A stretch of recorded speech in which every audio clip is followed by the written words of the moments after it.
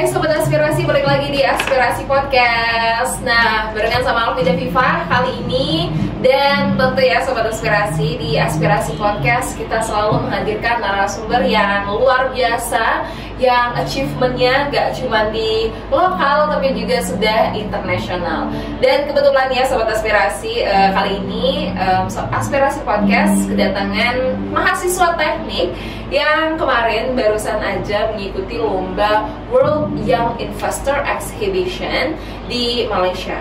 Nah, penasaran kan? Jadi langsung aja kita sambut, ada dua kakak-kakak ganteng sama Alfi. Mungkin bisa diperkenalkan dulu kan, namanya siapa, dari jurusan apa, dan angkatan berapa, biar Sobat Aspirasi di rumah ini makin kenal nih.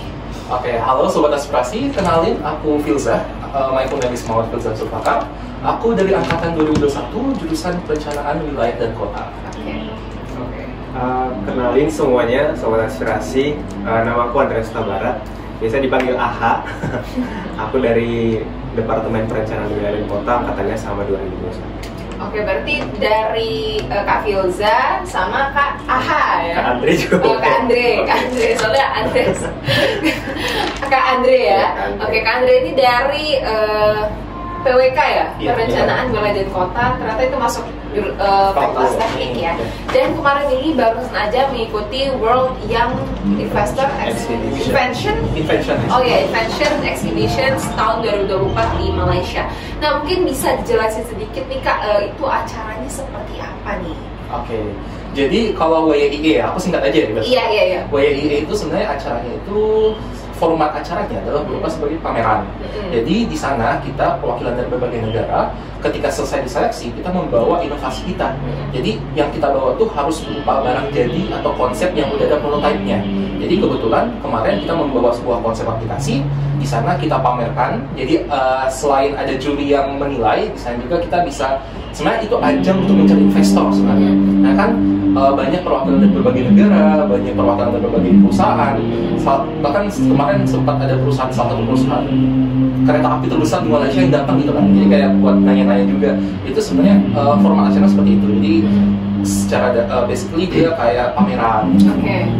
Nah, kemarin itu kan kalau aku lihat di Instagramnya Univ Brawijaya ya, kakak ini bikin kayak sebuah inovasi untuk petani gitu loh Kak. Nah, itu jujur aku menarik banget ya, soalnya kan kakaknya dari PWK nih, terus ke petani, terus kayak ke investor juga. Nah, itu gimana cara bikinnya bisa kayak gitu, backgroundnya apa? Oke, aku dulu nanti tahu ya. Oke. Jadi kenapa petani? Sebelumnya kita tahu kalau perencanaan wilayah dan kota ini sangat banyak aspeknya. Bahkan dari segi ekonomi juga dibahas, segi peningkatan wilayah juga dibahas, SDM juga dibahas. Nah, kenapa kami ambil tema agrikultur? Jadi kita tahu kalau sekarang itu petani muda itu nggak ada lagi minatnya untuk menjadi petani ya. Ya, petani itu regenerasinya itu berkurang. Jadi kami mau buat suatu konsep yang namanya traceability untuk meningkatkan trust atau kepercayaan orang. Jadi kalau kita tahu ya, sobat-sobat aspirasi, kalau di luar negeri itu mereka aware akan apa yang mereka konsumsi, ya, tentang nilai gizinya segala macam, bahkan dari mana itu berasal. Jadi kami membuat konsep traceability. Trace itu artinya jejak, kemampuan jejak untuk membuat sebuah aplikasi namanya Virtuality yang berisi informasi barang-barang produksi vegetable, fruits atau apapun hasil agrikultur yang mereka konsumsi, baik dari segi pemupukannya kapan ditanam, petaninya siapa, dan informasi-informasi lainnya yang diperlukan oleh konsumen. Makanya kami beranjak dari hal tadi yang petani itu membuat konsep ini. Mungkin kalau dari Kak Liza mau ditambahin? Sebenarnya garis besarnya disampaikan oleh saya ya sebenarnya. Jadi mungkin untuk memperjelas sedikit, mungkin sedikit miskonsepsi terkait dengan jurusan perencanaan wilayah dan kota. Jadi walaupun kita fakultas teknik, sebenarnya PWK itu nggak teknik amat sebenarnya. Makanya aku sempat bingung ya di awal. Soalnya kalau kita lihat juga di univ lain ya, PWK itu sebenarnya dia pasangannya itu sama aksi, atau nggak berdiri sendiri gitu. Makanya kebetulan di UB barang teknik aja gitu. Nah, di PWK sendiri kita tuh tidak hanya belajar tentang kalau di teknik lain kayak hitungan, fluida dan sebagainya, enggak. Tapi kita tuh lebih belajar bagaimana sih comprehensive thinking. Jadi kayak ketika kita merencanakan sesuatu, bagaimana efeknya terhadap berbagai aspek. Jadi salah satunya ini yang sebenarnya menarik. Kita kan sebenarnya ada salah satu studio. Kalau studio itu namanya matkul kayak terjun lapangan gitu. Itu kita namanya matkul perencanaan desa. Nah sebenarnya di sini awal mula kenapa kita membawa fitur. Jadi berbagai permasalahan yang disebutkan AHA tadi itu sebenarnya kita dapat ketika kita terjun langsung kepada petani. Kita literally wawancara di tengah sawah, di lubung padi gitu. Katanya ini orang anak-anak dulu udah nggak mau ikut petani lah dan sebagainya. Nah kita mikir nih, gimana sih caranya biar petani itu mau untuk join, untuk anak-anak dulu mau untuk jadi petani. Nanti kita harus breakdown dulu dong masalahnya apa gitu kan. Benar. Ya. Jadi yang pertama masalahnya itu stigma petani di Indonesia especially itu pasti miskin. Iya. Iya kan? Itu yang pertama. Yang kedua adalah petani itu tidak bisa menjual dalam skala besar secara langsung kepada pihak pembeli.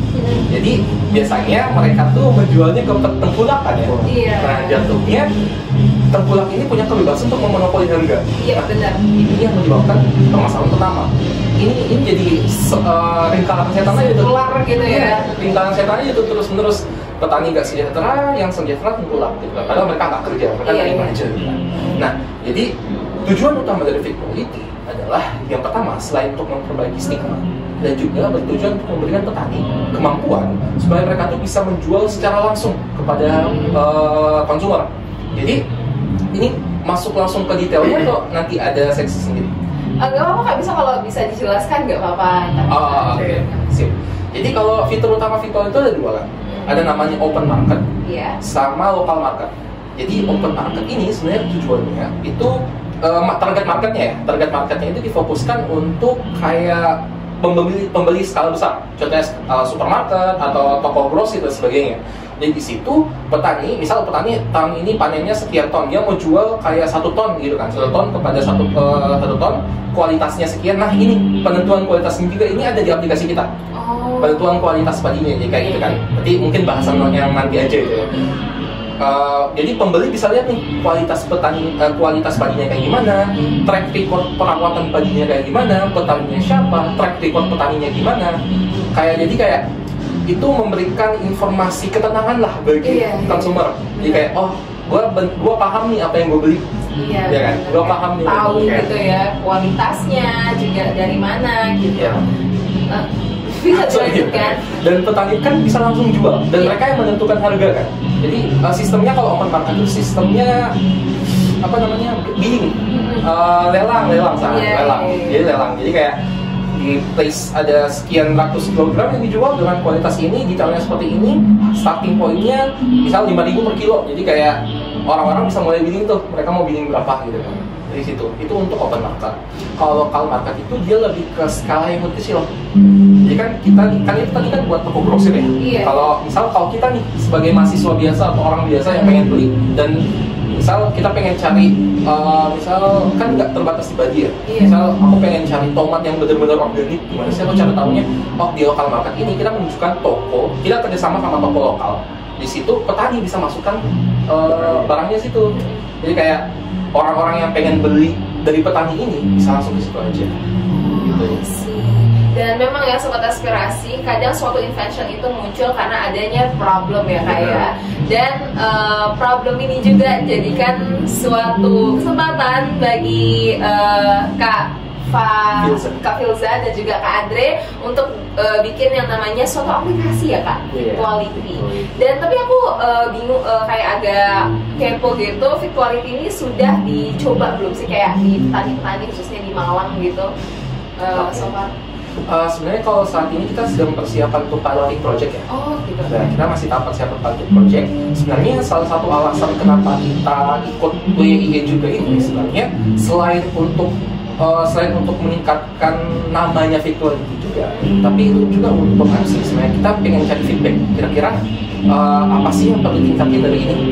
Dan ini ide ini kita bukan cuma pernah bawa di Victoria aja, kita udah pernah bawa ke beberapa event lainnya. Tujuan utamanya adalah bagaimana sih kita bisa feedback, kita bisa kembangin aplikasi menjadi lebih komprehensif sebelum kita terjun ke lapangan. Nah, kalau untuk mekanisme terjun ke lapangannya sendiri sebenarnya kemarin sempat ada diskusi sedikit dengan fakultas teknik ya, tapi ya masih on progress. Tapi sejauh ini kita masih tahap pengembangan. Dan mungkin kalau sampai terjun lapangan ya Victuality ini, kita sama-sama berharap ya bahwa petani ini bisa lebih sejahtera dan juga kayak tidak ada lagi tuh ya namanya tengkulak itu, biar sama rata ya, biar adil bagi petani juga. Tapi kita kembali ke WYI ini Kak. Nah kemarin itu waktu di sana itu kan mendapatkan gold medal ya Kak ya. Nah itu apakah kalau gold medal itu mungkin di sini Sobat Inspirasi juga belum tahu, dan Alfi juga masih ngambang ya soal ini. Apakah gold medal itu bakal dapat investor atau gimana nih? Mungkin Kak Andre pengen jawab gitu. Enggak ya, enggak sih. Jadi kalau WYI itu memang ada gold medal, silver medal, terus bronze medal, sama ditambah dengan special award-nya. Iya. Special award-nya dari negara Arab, dari Indonesia juga ada special award of Innova ya kan. Jadi kalau untuk singkatnya sih, kalau walaupun dapat gold itu sebenarnya nggak langsung dapat inventors-nya. Nah tapi penglihatan aku ya kemarin itu ada beberapa booth yang itu mereka didatangi sama inventors-nya langsung, terus mereka langsung diskusi kerjasama. Jadi kayak di luar kompe ini sih, jadi jatuhnya lebih ke mereka datang langsung ke booth, terus langsung ngajakin join ini aku mau nge-invest ke prototype atau ke aplikasi kalian, terus kita buat MOU-an dan lain sebagainya gitu. Itu di luar kompetisi sih. Dan itu berarti waktu di sana kakaknya ini presentasi berarti ya soal apa itu Victuality dan programnya itu seperti apa. Dan tapi aku kepo sih waktu tanggapan dari juri nih soal hasil karya dari kakak-kakak ini gimana? Oke, nanti tambahin ya. Jadi kalau Victuality ini kan juga udah beberapa kali kami bawa kan. Responnya itu sangat antusias ya, dan ternyata kayak masalah petani, regenerasi petani itu nggak cuma di Indonesia aja. Jadi mereka itu sangat tertarik dengan latar belakang kita tadi yang kita bawa, bahwa petani muda itu udah nggak ada lagi. Padahal kan petani tombak utama kan ketahanan pangan di Indonesia gitu. Jadi mereka sangat tertarik dengan Victuality ini, dan bahkan sering nanya terkait apakah ini sudah dipatenkan atau belum. Kalau belum, ayo dipatenkan supaya nanti jangan dicuri idenya gitu. Iya benar. Iya itu sih, mereka sangat tertarik sih sejauh ini. Mungkin Kak Riza mau nambahin? Untuk garis besar sebenarnya disampaikan Andreas ya. Jadi kemarin tuh selain emang tanggapan positif, kita tuh di encourage untuk bagaimana kita bisa patenkan ide ini. Jadi kayak ternyata di sana tuh maksudnya di luar itu ya, awareness terkait dengan inovasi itu sangat tinggi. Jadi kayak mereka tuh pengen, kamu ada ide ini, segera patenkan sebelum kamu dijuri. Soalnya kemarin kita kan pernah bawa juga ini ke Jogja ya. Dan itu yang kebetulan kita bawanya itu ke salah satu, dia kalau nggak salah CEO buat kayak perusahaan media something di Indonesia lah, yang cukup terkenal gitu kan. Jadi kemarin isu yang dibawa juga sama, dia kayak kamu harus patenkan segera. Kalau kamu udah patenkan, hubungi saya gitu kan. Nah, cuman kebetulan kita belum patenkan aja nih, jadi kayak ya udah sih, kita masih di tahap itu sekarang. Masih on progress ya Kak ya. Semoga kita cepat merasakan dampak dari Victuality ini ya Sobat Inspirasi.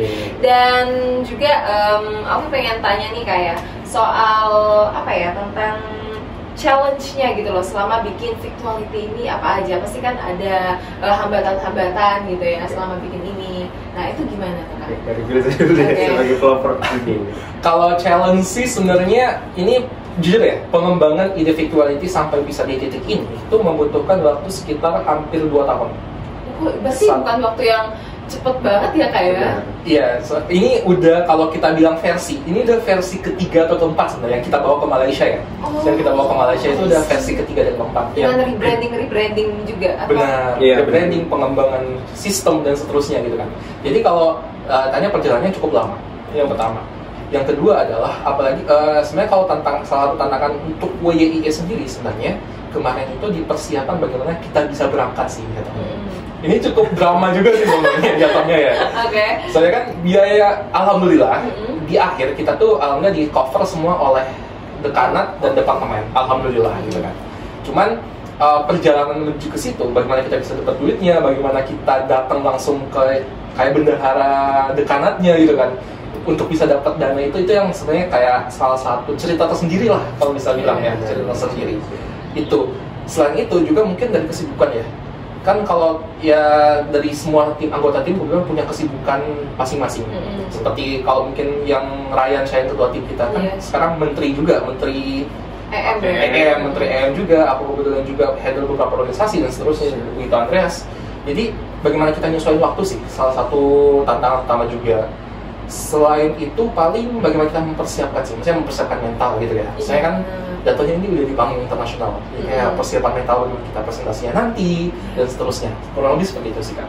Oke, dan mungkin kan waktu panggung internasional ya, tadi Kak Firdaus sempat mention soal panggung internasional. Nah gimana sih Kak rasanya tuh kayak bisa sampai di panggung internasional, sebelumnya itu Jogja dan yang tanding di lokal gitu ya, dan sampai ke panggung internasional. Nah itu dari Kakak sendiri itu daftar atau ayo dong kita ikut ini, atau dari saran dari fakultas apa gimana tuh Kak? Oke. Izin jawab ya Kak? Iya. Jadi sebenarnya kalau aku itu punya 3 teman juga yang cewek ya, yang dua itu kami kemarin itu dari maba itu kan PKM ya. PKM kita itu lolos sampai finalist Rector Cup gitu. Nah setelah itu di semester 3-nya itu udah gabut nih, nggak ada lagi. Nah ketemu nih sama Abang Firza. Jadi Firza ini memang orangnya sangat progresif, sangat suka apa ya, keluar dari jurusan lah, aktif di luar jurusan, kayak ikut lomba, kayak Isma ini kan sebuah pilihan yang ini kan gitu. Jadi Firza itu ngajak, ayo kita ikut lomba. Nah lomba pertama itu di Bali sih, di Bali, yaitu YISF. Selesai dari situ kayak pengen coba lagi nih lomba lain dengan inovasi lain. Jadi kita buat inovasi lain juga untuk perencana itu di mana kemarin? Jogja. Oke, jadi emang WYIE itu skalanya emang one ya, internasional. Kebetulan yang join kemarin itu dari kurang lebih 10 negara lebih ya. Tidak hanya di Southeast Asia, tapi salah satu yang paling banyak itu Arab Saudi, Qatar dan sebagainya. Jadi Middle East ya. Nah, tapi kalau untuk acara utama ya yang benar-benar kita pengen lihat kayak banyak banget nih dari negara-negara itu sebenarnya ITEX. Jadi kalau dari situ tuh kita bisa lihat dari Korea dan sebagainya, itu ada semua tuh di sana buat pameran, dan inovasinya emang se-advance itu, dia kayak nanoteknologi dan sebagainya gitu. Tuh, kurang lebih seperti itu. Berarti keren juga ya Brawijaya, mewakili Universitas Brawijaya juga itu bisa mendapatkan gold medal dengan idenya virtuality yang luar biasa sekali. Keren sih, alhamdulillah. Tapi Kak, tapi aku juga kepo sih, gimana sih dari semua pengalamannya di ITEX di Malaysia, apa yang paling berkesan dan yang paling kayak, oh gila, aku kayaknya kalau nggak ikut WYIE aku nggak bakal kenal ini gitu. Mungkin dari Kak Andre dulu bisa. Oke, kalau aku ya, menurutku yang paling berkesan itu pasti memulai. Yang pertama itu pasti di Bali, karena itu benar-benar pengalaman pertamaku juga, melihat kalau ternyata banyak banget ini anak-anak muda yang generation itu yang pemikirannya udah sejauh ini ternyata gitu kan, kayak wow, dipertemukan di sebuah kompetisi yang mereka bahkan anak SD udah mikir sejauh ini ternyata gitu. Jadi di situ pengalaman pertamaku yang menurutku paling berkesan ya untuk pertama kali. Kalau dari itu juga bisa. Sebenarnya kalau apa hal yang paling berkesan ya, sebenarnya itu adalah perjalanan bersama teman-teman tim sendiri sebenarnya. Jatuhnya seperti kita perjalanan ke Bali, perjalanan sampai ke Malaysia itu menjadi cerita sendiri. Soalnya sebenarnya tujuan utama, jujur ya, tujuan utama aku pengen ke Malaysia itu sebenarnya buat bawa teman-teman ini ke luar negeri. Iya. Ya kan kebetulan, alhamdulillah aku sebenarnya udah pernah punya exposure ke luar negeri juga kan. Nah, yang teman-teman ini belum. Jadi bagaimana aku pikir, ayo deh, aku pengen ngajak kalian ke luar negeri deh. Yaudah, makanya alhamdulillah terwujudnya di sini. Dan kita tanpa keluar uang sepeser pun buat akomodasi gitu kan ya. Itu sebenarnya tujuan utama aku sebenarnya. Jadi bagaimana kita membuat memoris, itu yang pertama. Yang kedua adalah sebenarnya kalau tujuan utama dari ikut ini, hadiah utamanya menurutku bukan kayak gold medal, silver medal, bukan. Tapi lebih ke yang pertama udah pasti koneksi. Jadi setelah kita kembali dari perlombaan-perlombaan semua ini, kita tuh tidak hanya membawa medali, tapi membawa koneksi. Mulai dari koneksi baik itu internasional dan juga nasional gitu kan. Kita membuat teman banyak dari Undi dan sebagainya yang punya aspirasi yang sama, yang punya dorongan yang sama untuk berinovasi gitu kan. Ini bisa menjadi investasi bagi kita di masa depan gitu kan. Dan selain itu juga kita koneksinya bukan cuma ke situ, koneksinya ke investor-investor, gitu kan.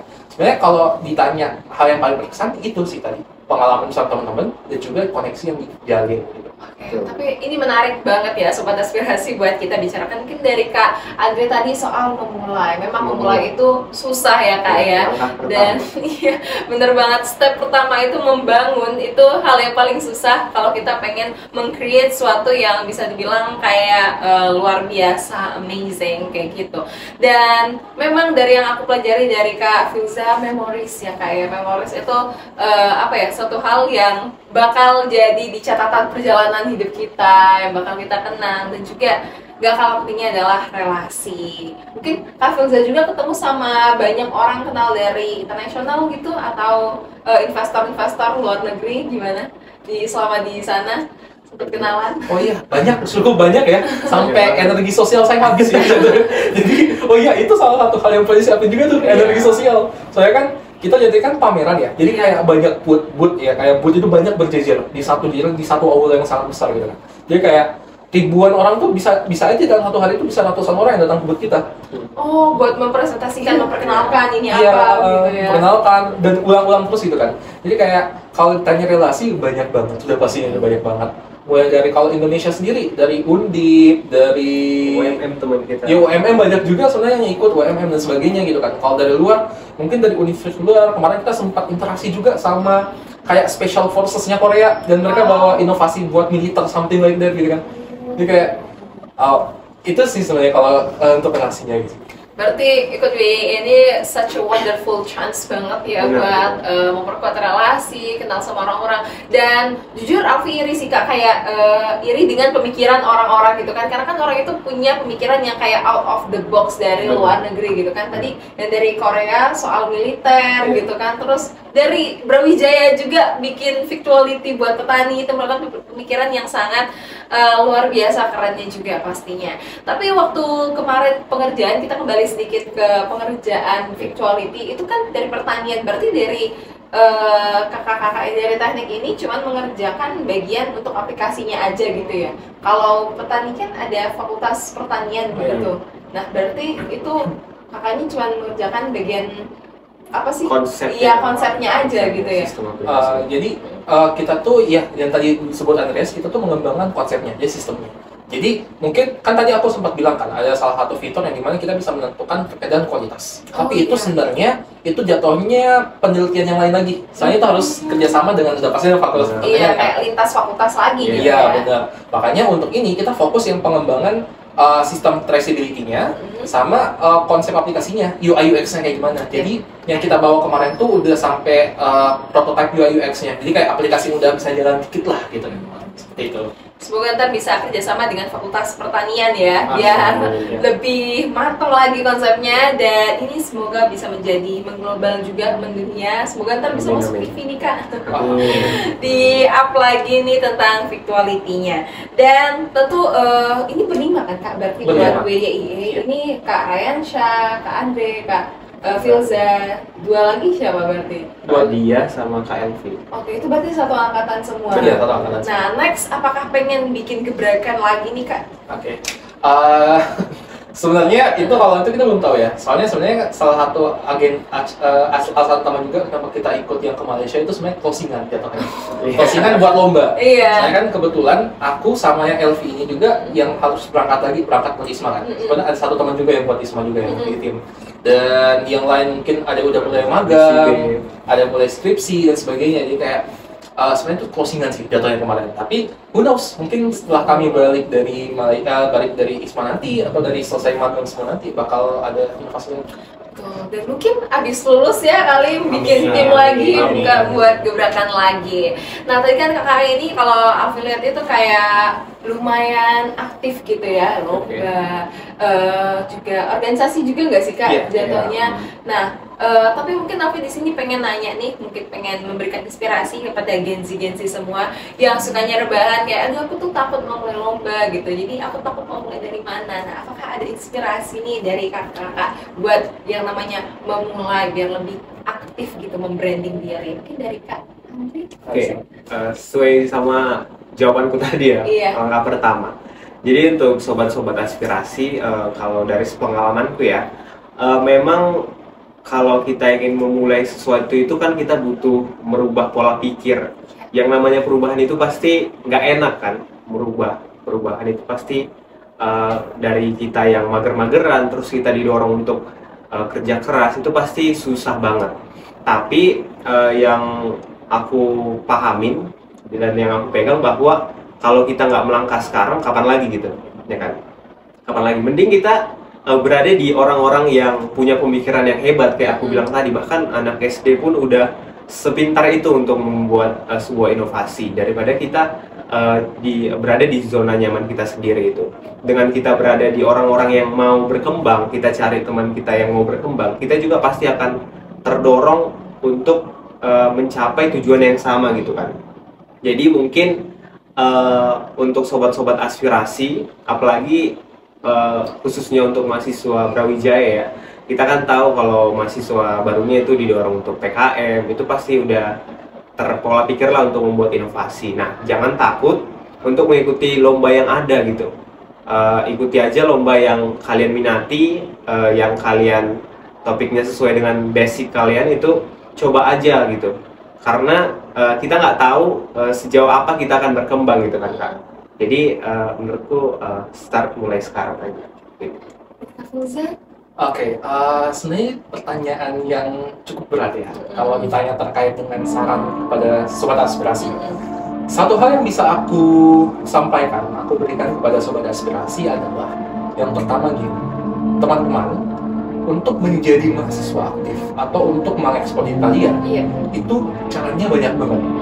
Mungkin selama ini teman-teman berpikirnya, oh cara aku mengeksplor diri itu cuma lewat himpunan, EM dan sebagainya itu kan, atau kepanitiaan. Tapi teman-teman, salah satu tahap di mana kita sekarang sebagai mahasiswa S1 itu adalah tahap di mana opportunity atau kesempatan itu sangat banyak yang tidak akan teman-teman dapatkan di stage manapun, di S2, S3 maupun SMA gitu kan.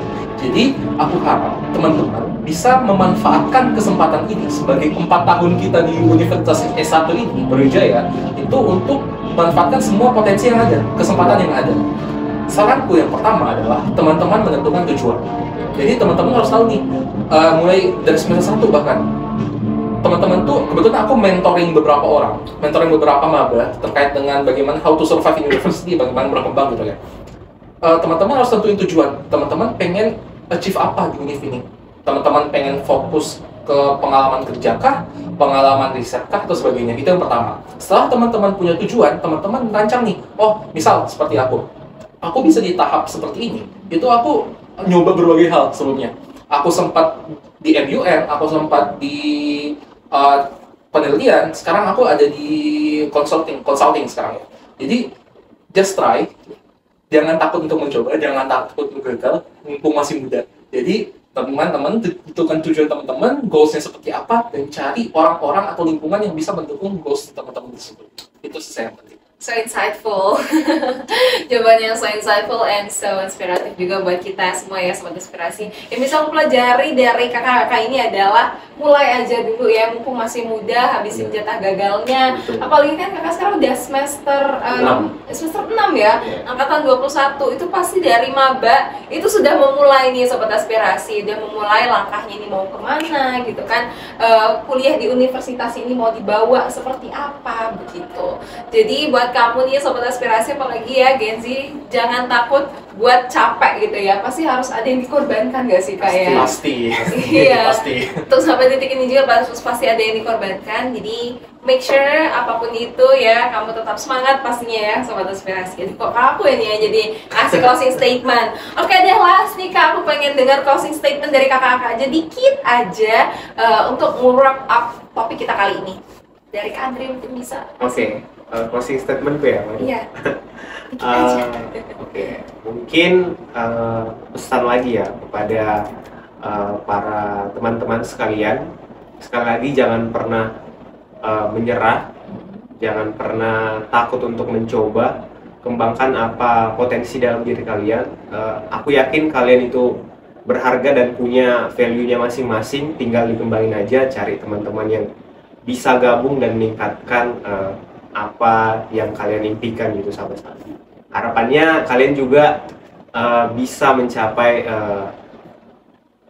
impian kalian masing-masing. Amin. Amin. Silakan Kak Filza. Kalau aku singkat sih, keberuntungan akan datang kepada orang yang mencarinya. Oke. Jadi teman-teman jangan takut untuk mencoba, jangan terlalu overthinking. Oh, aku nanti gak ketinggalan nih kuliah dan sebagainya. Itu urusan nanti. Pokoknya teman-teman coba aja dulu. Urusan hasilnya gimana, Allah yang tahu. Seperti itu aja sih. Wow, keren banget Sobat Aspirasi. Narasumber kita kali ini benar-benar memberikan open mind gitu lagi, memberikan sebuah wawasan yang sangat open lagi kepada Alfi, wawasan baru juga ya tentang gimana dunia perkuliahan dan gimana itu soal riset, dan ini tentunya bisa menjadi inspirasi juga kepada Sobat Aspirasi yang ada di rumah. Terima kasih Kak Filza atas waktunya, sharing-sharingnya, obrolannya kali ini. Kalau kata orang itu daging banget gitu ya. Ya, dan semoga ini bisa juga memberikan semangat kepada Sobat Aspirasi. Thank you Kak Filza, thank you Kak Andre, dan thank you juga buat Sobat Aspirasi yang ada di rumah. Bye. Aspirasi Podcast.